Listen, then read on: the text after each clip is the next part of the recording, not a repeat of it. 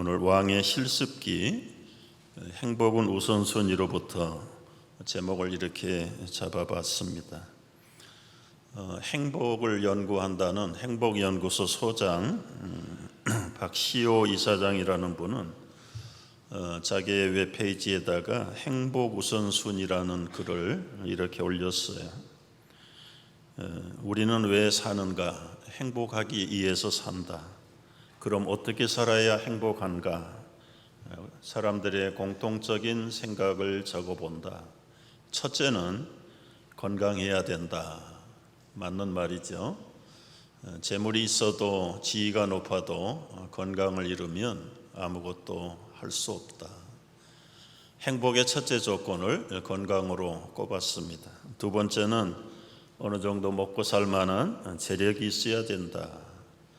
하루 한 끼도 못 먹는 사람에게 행복을 논하기는 어불성설이다. 맞는 이야기입니다. 세 번째는 좋은 환경이 있어야 한다. 네 번째는 좋은 인간관계가 형성되어 있어야 한다. 다섯 번째, 직장이나 취미 활동이 있어야 된다. 다 맞는 말씀입니다. 다 맞는 말씀. 사람들은 누구나 다 이런 행복을 추구하고 있습니다. 오늘 광야 학교를 졸업한 다윗, 이제 왕이 되었습니다. 그리고 모든 것이 형통해졌습니다. 아마 다윗도 따지고 보면 이런 행복의 조건들을 다 갖추고 있어요. 아마 지금 다윗의 생애에 이만한 행복한 시간이 또 언제 있었을까 할 정도로 최고의 삶에 도달해 있습니다. 건강이라면 대략 다윗 왕의 나이가 40대 초반입니다. 지금 최고의 건강 가졌지요. 그의 지위는 통일 이스라엘의 임금의 지위를 갖고 있습니다. 천년 고도 시온성을 빼앗아서 새 예루살렘 이스라엘의 수도로 환도했습니다. 도시공학 전문가들을 동원해서 새로운 신도시를 건설했습니다. 70년 동안 방치되어 버리고 망각했던 하나님의 임재의 상징인 법궤를 예루살렘 장막에 안치했습니다. 외국산 수입 백향목으로 지은 수려한 왕궁도 건축했습니다. 왕실의 금고에는 은금 보화가 넘쳐납니다. 주변의 웬만한 모든 부족 국가들은 다 제압을 해서 평정했습니다. 만사가 더할 나위 없이 행복하고 안정되어 있고 새롭고 신선했습니다. 왕의 집무실에 앉아 있으면 코끝에 솔솔 들어오는 그 아주 초월한 백향목의 향기가 그의 마음을 매우 신선하게 만들어 주었어요. 그런데 말이죠, 모자람이 없는 이 넉넉한 환경과 풍요로운 예루살렘에서, 왕궁에서 다윗의 마음이 한편에 편치 않음을 발견합니다. 나는 이렇게 살아도 되는가? 뭔가 우선순위가 뒤틀렸다는 직감이 자꾸 스물스물 올라옵니다. 잠을 자도 밥을 먹어도 집무실에 있어도 왕궁에 가서 누워도 정말 내가 하나님을 최고로 섬긴다는 것이 이렇게 사는 것이 맞는 것인가? 더 이상 그 마음을 편하게 하지 못하는 자신만이 가지고 있는 결정적인 고민이 있었습니다. 더 이상 감출 수가 없어서 나단 선지자를 불러서 상의합니다. 그 마음을 토로합니다. 오늘 2절 말씀이 그 말씀이에요. 보세요. 나는 백향목궁에 살거늘 하나님의 궤는 휘장 가운데 있어도 되는 겁니까? 이 제안에 나단 선지도 맞장구를 칩니다. 3절에 보면 여호와께서 왕과 함께 계시니 마음껏 하세요. 여호와가 하나님 편이신데, 하나님이 임금 편인데 뭐가 부족합니까? 마음대로 하십시오. 다윗은 그날 밤 굉장한 비전과 용기를 가졌어요. 그동안 묵은 채증 같은 한쪽에서 끌어당기던 모든 스트레스가 다 풀렸어요. 아마 그날 밤은 흥분하고 기뻐서 잠을 못 잤을 겁니다. 야, 이제 우리 하나님 최고의 성전을 지어서 하나님을 온 천하에 드러내리라. 그런데 그날 밤 여호와께서 나단 선지자에게 나타나셨습니다. 그리고 다윗에게 메시지를 전하라고 하세요.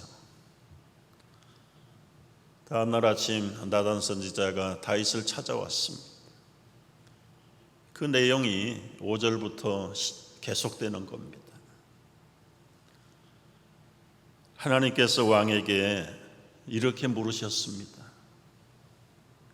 네가 내 집을 지으려고 하느냐? 아니다. 내가 출애굽하던 날부터 오늘까지 어떤 집에서도 살지 않았다. 오직 장막이나 성막 안에서 다니면서 나는 살았을 뿐이다. 내가 언제 너희들에게 백향목으로 집을 지어달라고 한 적이 있느냐? 내가 너를 목동이었을 때 데려다가 주권자로 삼지 않았느냐?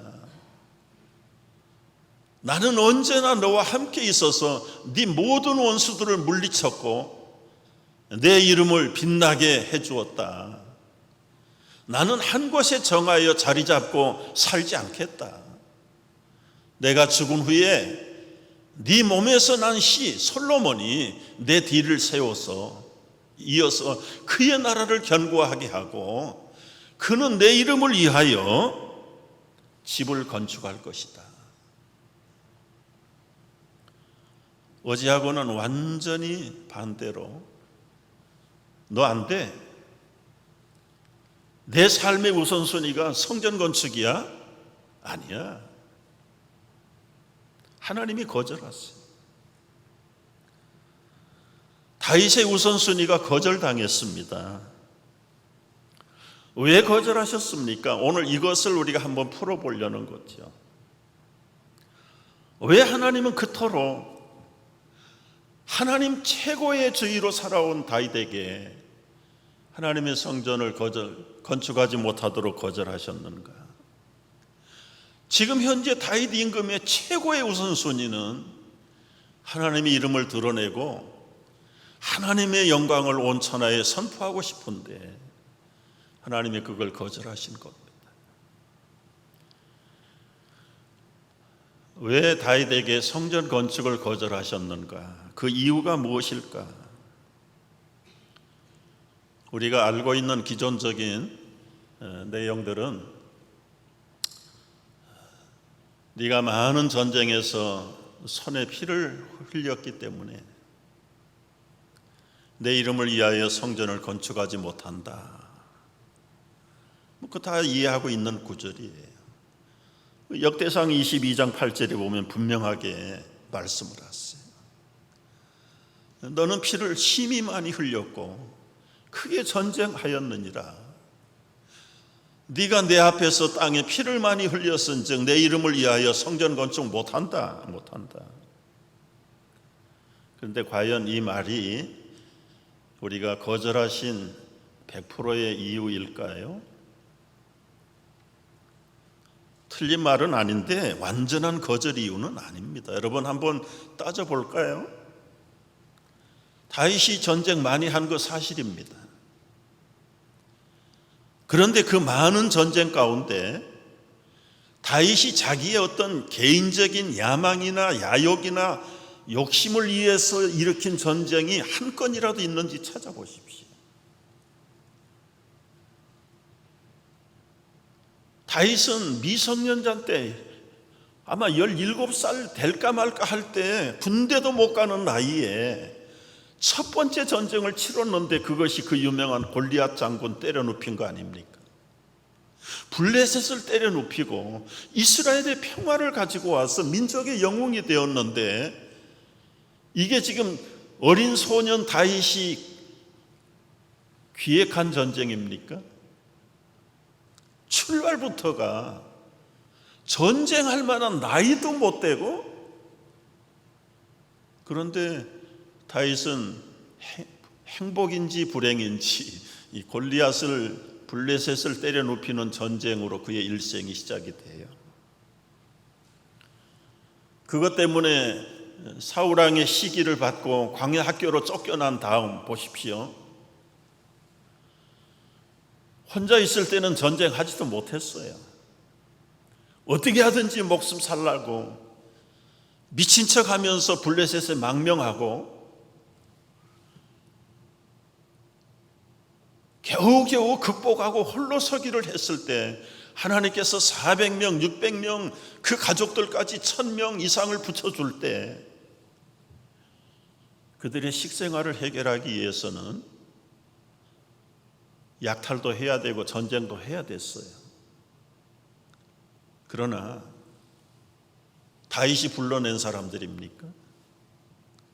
하나님이 갖다 붙여주시고 그들에게 먹을 것, 입을 것, 다윗에게 실험시키시는 개인교사인 하나님이 주신 환경 속에서 전쟁을 하고 약탈했다는 것이 그게 그렇게 성전을 짓지 못할 만한 결정적인 이유가 되느냐고요.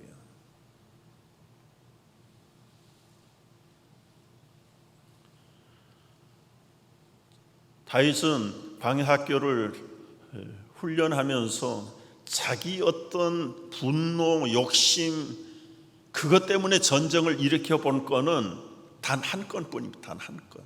여러분 기억하시죠? 그 나발의 배은망덕한 그게 괘씸해가지고 400명을 데리고 나섰지만 그것마저도 하나님이 아비가일을 붙여가지고 다윗의 개인의 분노의 전쟁을 막아버리셨어요.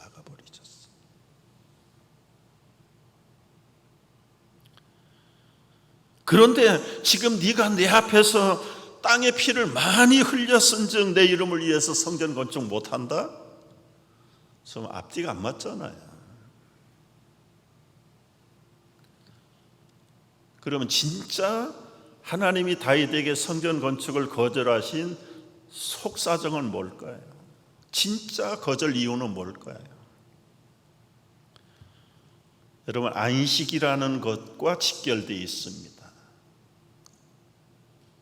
안식이요? 지금 다윗 임금이 통일 이스라엘이 돼서 만사가 형통한 이때가 지금 안식의 때가 아닙니까? 다윗은 그렇게 생각한 거지요. 그런데 하나님이 보실 때는 다윗 너는 아직도 치러야 될 전쟁이 너무너무 많이 남아있다. 그 전쟁을 많이 해야 되기 때문에 성전 건축을 못하는 게 아니라 나는 안식의 하나님이다. 하나님의 존재를 네가 제대로 파악하지 못했다는 것을 지적하는 겁니다.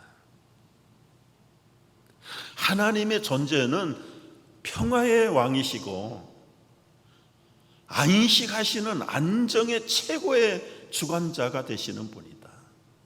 그런데 타이든 자이든 간에 광야학교에서도 전쟁을 많이 했었고 앞으로도 남은 전쟁이 얼마나 많은 줄 아냐?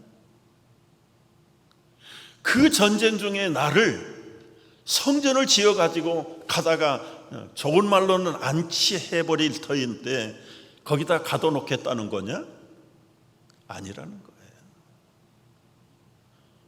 그러면서 설명을 하세요. 여러분, 다윗은 지금 이 평화의 극치의 시대라고 믿고 성전을 건축하고 하나님의 임재 상징인 법궤를 성전에다가 안치하기를 원했던 겁니다. 그런데 하나님이 내다보시는 다윗의 왕국의 미래는 아직도 안식하고는 거리가 멀어요. 솔로몬 시대가 돼야, 그때서야 전쟁을 한 번도 안 치르는, 솔로몬은 전쟁 한 번도 하지 않는 왕이에요. 어떻게 해서 그렇게 평화의 시대를 누렸습니까? 거기까지는 하나님이 다윗을 쓰셨기 때문에.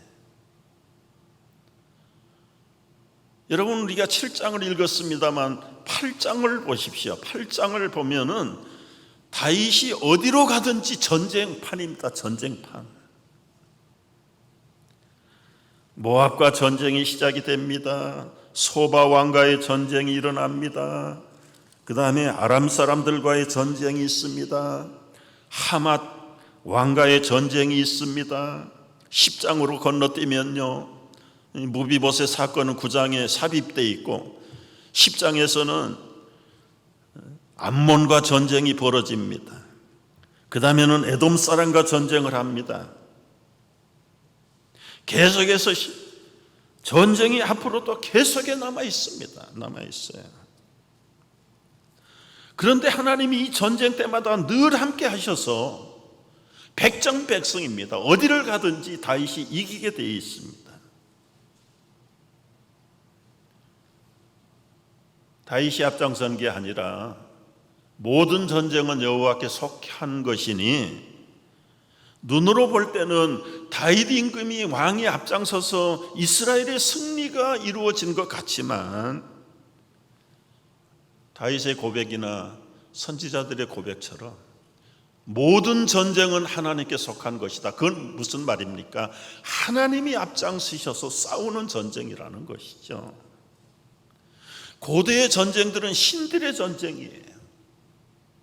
거기에 으뜸이신 여호와의 능력과 권능이 타민족들과 다른 부족들 속에, 다른 신들 속에 군림하시는 신 중에 뛰어나신 신이 되어야 하셨기 때문에,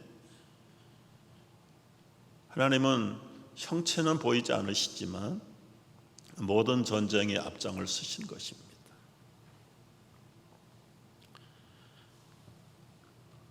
여러분, 단순히 다윗이 전쟁에서 피를 많이 흘렸기 때문에 성전을 건축을 거절하신 것이 아니라, 이 전쟁이 끝나고 나서 하나님 자체의 본질은 안식하시는 하나님이다. 모든 백성이 평화롭고 하나님 자신도 이제 더 이상 싸울 일이 없으실 때, 그때 집을 짓고 성전에 안거하시겠다고 말씀을 하셨어요.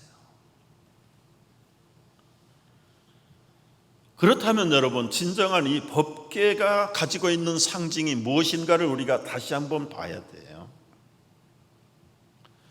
법궤는 초월적인 하나님이, 초월적이라는 건 형상도 없고요, 모양도 없고요, 어디에나 계시고 편재하시는 그 하나님의 존재를 초월적인 하나님이라고 우리가 이름 부를 수 있어요. 이게 위대하신 하나님의 본질이신데, 한계를 가지고 있는 인간들은 택한 백성들이라 할지라도 하나님의 보이는 게 없고 들리는 게 없고 아무 형체가 없는데, 그게 때로는 오래 가다 보면 믿음이 식어져 버리고 하나님의 존재에 대해서도 회의하게 되고 긴가민가하게 되고, 그래서 특별히 내가 선민이라고 선택한 이스라엘 백성들과 더불어서 현장에서 함께 하시겠다고 찾아오신 분이 바로 내재적인 하나님, 법궤 안에 상징으로 임재하시는 분, 법궤의 상징은 다시 정리하면 초월적인 하나님이 내재적인 하나님으로 당신의 백성들과 늘 함께 하시는 상징물이 법궤입니다. 법궤.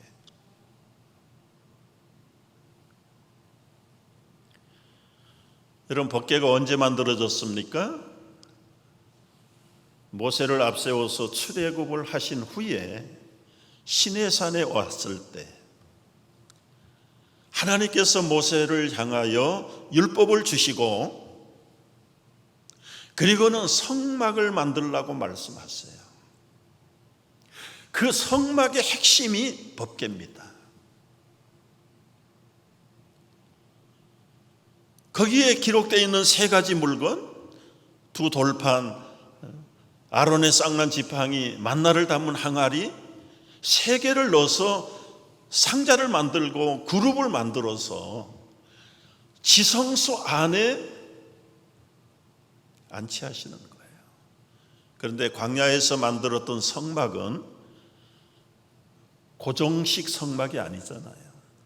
언제든지 이동할 수 있는 이동식이잖아요. 그 이동할 때를 보십시오. 백성들이 갈 바를 알지 못할 때 모세를 앞장 세운 게 아닙니다. 언제나 법궤가 앞장서신 거예요. 하나님이 앞장서셔서 그 다음에 백성들을 인도하시는 거예요. 한 지역에 체류할 때를 보십시오. 법궤가 중앙에 있고 동서남북으로 4지파씩 12지파가 하나님 중심으로 보호하심을 받는 겁니다. 그 보호하심의 구체적인 형체가 기온이 떨어지고 춥고 어두운 밤에는 불기둥으로, 뜨거운 여름에 태양을 가린 구름 기둥이 어디에서 발현됐습니까? 법궤로부터 나오는 거예요. 법궤로부터. 그러니까 이 법궤는 아까 말씀드린 대로 형이상학적이고 초월적인 하나님의 존재가 백성들과 더불어서 함께 거하시는 임마누엘의 내재적인 하나님의 상징으로 나타난 게 법궤입니다. 법궤. 하나님이 계시는 곳은 안식이에요. 안정이에요. 그리고 행진할 때는 언제나 3일길을 먼저 가십니다. 먼저 갔어요. 제사장들이 법궤를 메고 앞장을 서서 여호수아 장군이 가나안 정복할 때 여리고 성을 깨뜨리기 전에 요단강을 건널 때도 그 법궤가 먼저 들어가지 않습니까? 이런 면에서 하나님은 가나안에 안정되고 솔로몬 왕 때 모든 전쟁과 그리고 세상을 통치하고 통일한 후에 전쟁이 그친 다음에 안식과 안정이 되었을 때, 그때는 다시 어떤 면에서는 초월적인 하나님으로 성전을 짓고 거기에 거하시겠지만은 그 전까지는 성전에 다윗 네가 나를 가둘 수 없다. 가둘 수 없다. 이것이 다윗의 성전 건축을 반대하신 첫 번째 이유입니다.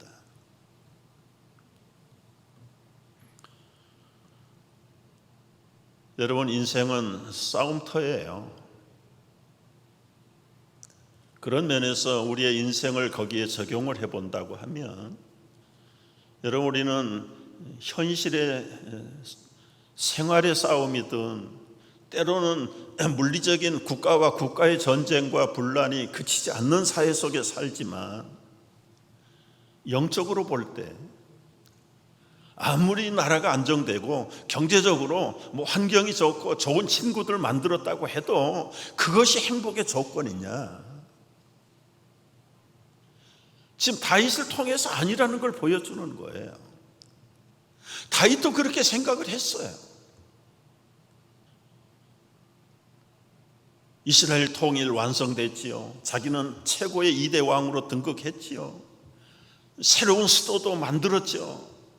거기다가 70년 동안 다 방치되어 버렸던 하나님의 법궤도 찾아가지고 최고의 경배와 예배의 절차를 거쳐서 성막 안에 안치해 놓았지만, 다윗의 눈으로 볼 때는 모세 시대 때 만들었던 앙장, 옛날 구역 성경에는, 개역 성경에는 앙장이라고 그랬죠. 앙장. 우리말에는 휘장이라는 말로 여러분, 모세 시대에 만들었던 그 휘장이 지금 다윗 시대까지요, 낡고 빛이 바라고 태색하고, 그러니 다윗의 눈으로 볼 때는 자기는 지금 백향목 왕궁에 거하고 최고의 좋은 집무실에서 왕의 사명을 수행하는데, 하나님의 법궤는 그 쾌쾌 묵은 앙장에다가 덮어놓고, 그게 마음에 걸렸던 거지요. 다윗의 우선순위가 뒤집어지는 순간이었지만, 하나님이 보시는 다윗의 우선순위는 그게 아니었습니다. 제가 중간에 드리고 싶은 말씀은, 세상 사람들이 다 행복의 조건이라고 말하지만 그것이 진정 하나님이 인정하는 조건인가? 비판 없이, 검토해 볼 필요도 없이 건강해야 되고, 돈 벌어야 되고, 사회적으로 지위가 높아야 되고, 그리고는 좋은 친구들, 그리고는 취미를 하고 여행을 하고, 그게 최고의 인생의 행복 아니냐? 그건 여러분, 교회 밖의 사람이나 교회 안에 있는 모든 사람들이, 어느 민족, 어느 나라 사람들 다 틀린 행복관 아니에요. 다 똑같은 행복관들이에요. 그러나 지금 다윗에게 그 우선순위가 잘못됐다는 것을 바로 잡아주시는 그 하나님의 의도는 어디에 있을까요? 너도 앞으로 닥쳐올 그 수많은 전쟁들이 있고, 그리고는 안정을 해서 정말 뛰어나신 하나님의 진모습을 보여줘야 되는데, 이제 부분적인 거 이거 이루어 놓고 최고로 행복했다, 하나님이 최고로 영광을 받을 때라고 말한다면, 내 하나님이 그거밖에 안 되냐? 여러분, 다윗은 그것이 자기의 하나님을 향한 우선순위라고 생각을 했지만, 하나님이 보실 때는 아니야, 그건 네 우선순위일런지는 모르지만 내 우선순위는 아니다. 여러분, 중간에 우리가 좀 한번 검토해 볼 필요가 있어요. 세상의 모든 사람이 추구한다고, 따른다고 우리도 비판 없이, 검토도 없이 그냥 그렇게 휩쓸려서 가야 되는 것입니까? 2005년도에 터키에서 아주 충격적인 사건이 하나 벌어졌는데요, 어느 시골 마을에서 집집마다 한 20여 마리씩 양을 가지고 있는 게 그들의 재산의 전부예요. 그 동네 사람들이 그 양을 다 모아가지고 1,500마리를 공동으로 양육하는 거예요. 목동들이 아침 식사한다고 한눈을 파는 사이에 한가롭게 풀을 뜯고 있던 양들이, 어느 양인지는 모르지만 그냥 줄기차게 달려가지고 절벽에서 15m 절벽으로 뛰어내린 겁니다. 이 양들은 한 마리가 뛰면 다 따라가는 거예요. 계속해서 절벽으로 뛰어내려서 죽은 양이 1,500마리가 다 뛰어내렸는데 400마리가 죽었어요. 나머지 죽지 않는 양들은 그 먼저 죽은 양들이 완충 역할을 해가지고 목숨을 잃지 않은 겁니다. 이 충격적인 사건으로 인해서 죽은 400마리의 그 양들의 시세가 약 10만 달러에 해당되는 금액이다. 터키의 그 당시에 GDP가 국민 생산 평균 액수가 2,700불인데 10만 달러가 사라져 버린 거예요. 백성들의 전 재산들이 날아가 버린 겁니다. 농부들이 한탄을 하면서 우리는 아무것도 갖지 못했습니다. 다 잃어버렸습니다. 다 잃어버렸습니다. 아주 세계적으로 타핑 뉴스로 전해졌던 기억이 나요. 여러분, 저는 그 사건을 볼 때 이사야 53장의 말씀이 생각이 납니다. 우리는 다 양 같아서 그릇 행하더니, 이것이 행복의 조건이기 때문에 무조건 난 크리스찬 할 것도 없이 동서 모든 사람들이 그 길로 쫓아가는 거예요. 그러나 잠언에 있는 말씀처럼 무릇 이 길이 필경은 옳은 길 같으나 궁극적으로는 사망의 길이 얼마나 많은가. 다윗도 예외는 아니었습니다. 이것이 최고의 영광이고 그 나름대로 하나님께 최고의 충성을 바치겠다고 성전 건축을 세웠지만 하나님은 거절하십니다.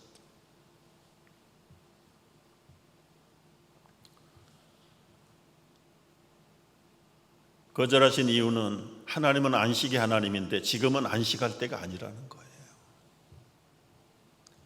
우리가 예배당을 짓고 들어왔지만 모든 우리의 신앙생활의 정착력에 온 거 아닙니다. 앞으로 싸워야 될 영적인 전투가 얼마나 많이 남아 있습니까? 우리가 여기가 좋사오니 여기서 변화산의 제자들처럼 여기다가 천막 치고 우리가 여기서 삽시다. 그게 지상의 꿈의 목표입니까? 우리 신앙의 마지막 정착의 비전입니까? 그게 아니잖아요.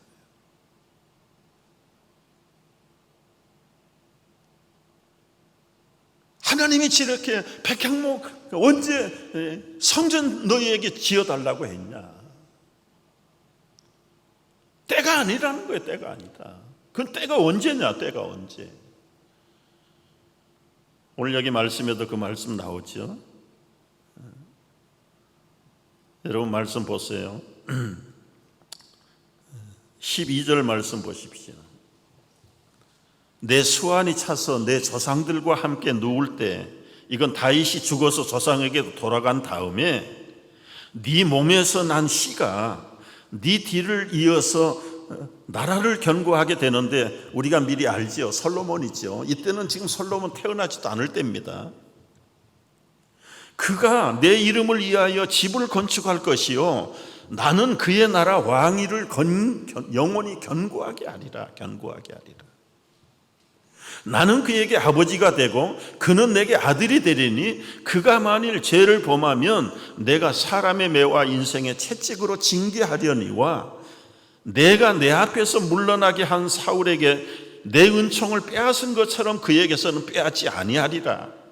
16절 우리가 아까 읽었죠. 다 같이. 내 집과 내 나라가 내 앞에서는 영원히 보존되고 내 왕위가 영원히 견고하리라. 좀 설명이 필요합니다. 여러분. 다윗은 자기 당대에 성전 짓고 싶었지만 하나님은 그게 아니라는 거예요. 너는 평화의 때, 솔로몬의 때가 오기 전에 싸워야 될 싸움이 너무 많기 때문에 그 싸움을 다 평정하고, 그리고 다윗은 죽어요.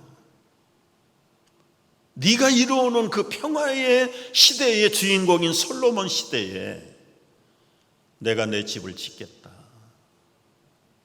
그런데 여러분, 이제 성전은 하나의 어떤 그 건물 성전 첫째이지만, 여러분, 하나님이 꿈꾸는 하나님의 성전은 사실은 이스라엘이라고 하는 하나님의 나라 왕국입니다. 왕국.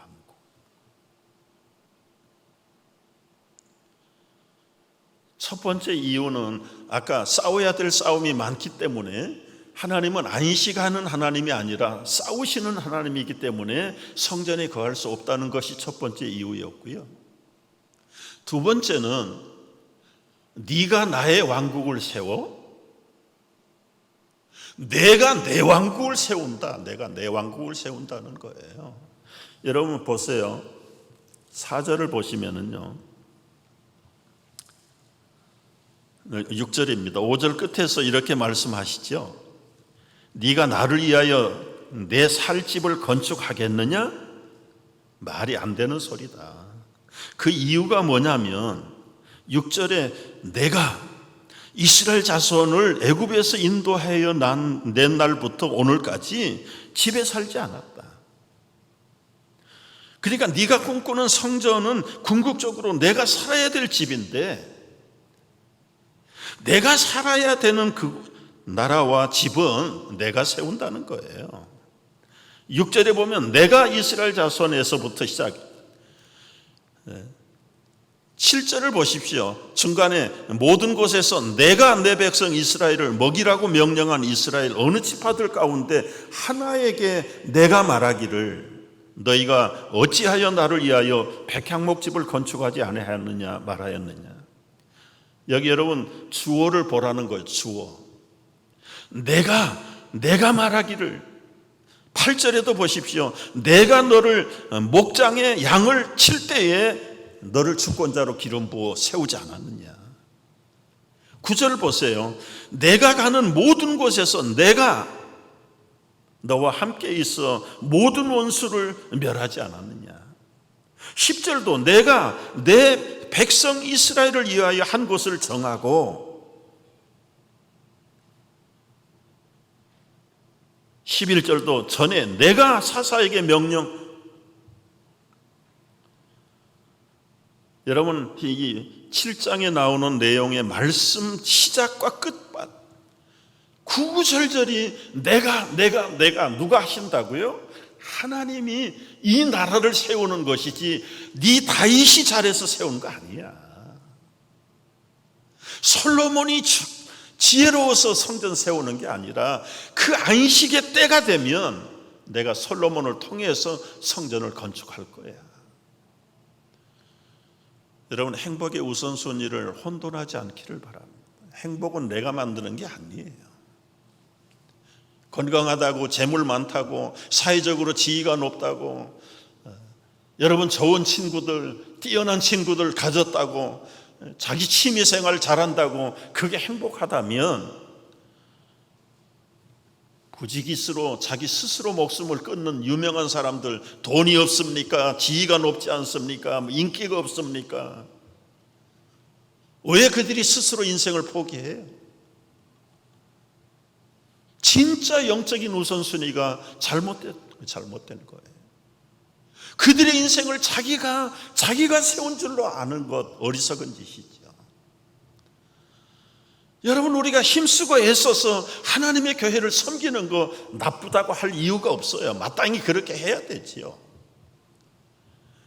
그러나 우리가 최선을 다해서 한다고 해서 되는 게, 모든 것이 우리 손에 달렸다,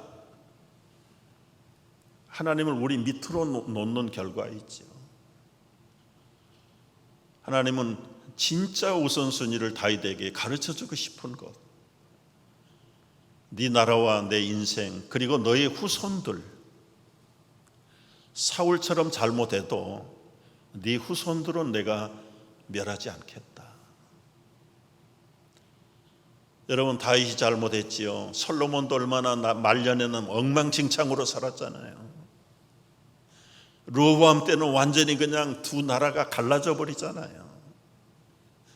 그 밑에 왕들 보세요. 후손들 왕들 보면 다 여로보암의 길을 따라가고 선조처럼 악을 행하고 우상을 섬기고, 그럼에도 불구하고 다윗의 후손들의 왕은 하나님이 벌하지 않았습니다. 뭐 전쟁의 포로로 끌려가는 것 정도는 그건 사필기정이지만 사울처럼 대를 끊어버리지 않았단 말이죠. 이 유명한 하나님의 약속을 다윗의 언약이라고 불러요. 신학적으로 볼 때는 하나님은 다윗과 언약을 맺어요. 16절 말씀 보세요. 내 집과 내 나라가 내 앞에서 영원히 보존되고 내 왕위가 영원히 견고하게 하리라 하셨다 하라. 이게 하나님과 다윗 사이에 맺은 데이빗 커버넌트, 다윗의 언약입니다. 여러분, 다윗은 한 시대를 마감하고 70세가 넘어서 떠났잖아요. 자기가 살아있을 동안에는 의기양양했지만 죽은 후에 후손들까지 어떻게 다스립니까? 하나님이 우리에게 행복을 추구하기를 원하는 것은 우리 당대에 반짝이다가 없어지는 행복이 아니라 영구하게 이어져 나가는 하나님의 나라, 하나님의 행복을 우리에게 추구시키는 것이죠. 그렇다면 여러분, 결론이 무엇입니까? 시편 127편 말씀으로 결론을 드리고 싶습니다. 하나 더 말씀드려야 될 게 있는데요. 한국에 지금 예배당이 아주 대표적인 예배당을 작년, 재작년에 건축한 게 있습니다. 세문안교회입니다. 세문안교회에 담임을 하셨던 그 이수영 목사님이 설교를 올리셨는데 보니까 얼마나 많은 고통을 겪으셨는지. 그래서 설교 제목을 성전 건축을 하지 마세요. 지금 건축이 진행되는 가운데 그런 설교를 하셨어요. 성전 건축을 하지 말라. 그 이유가 무엇입니까? 다윗에게 거절하신 이유하고 똑같다. 우리가 지금 계속 싸우고 있는데 무슨 성전 건축이냐. 8년 동안 목회를 하시면서 당회원 14명이 치리를 받았어. 어떤 치리를 내용 저는 모르겠는데 그 한마디만 여러분 들어보십시오. 14명의 당회원이 치리를 받다. 8년 동안에. 그 교회가 내용이 어떻습니까? 우리는 모르지만 그거 하나만 듣고도 벌써 삼천리까지 볼 수 있잖아요.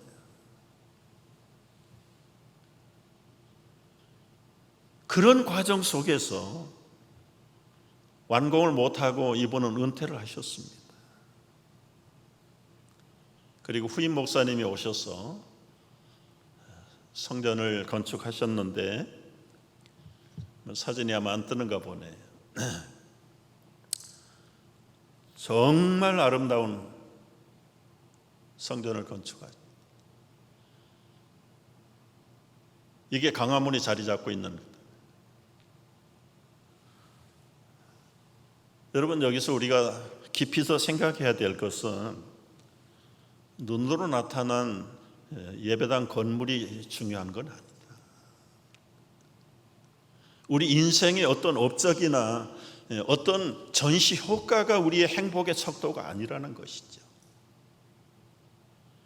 우리 행복의 우선순위는 내가 하나님의 나라를 만드는 게 아니라 하나님이 나를 만들어 가신다는 이 절대적인 하나님 앞에서의 주권을 인정하는 것, 철저하게 하나님의 주권을 인정하는 것.